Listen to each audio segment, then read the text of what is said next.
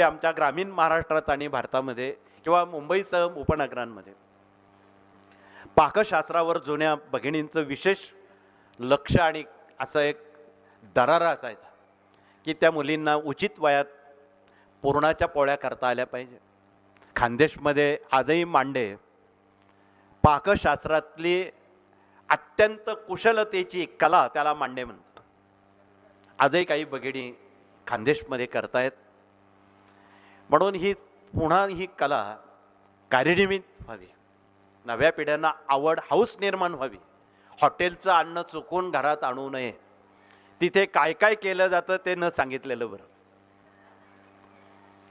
ती तेलं अनेक वेळा परत परत तळली जातात आणि अनेक वेळा तळलेलं तेल जर पोटात गेलं तर दवाखाना सुरू होतो. म्हणून बिना तेलाचा किंवा कमी तेल वापरून जर आपण पाकशास्त्रात भाग घेतला, आयुष्यात तुम्हाला डॉक्टरांकडे जायची वेळ येणार नाही.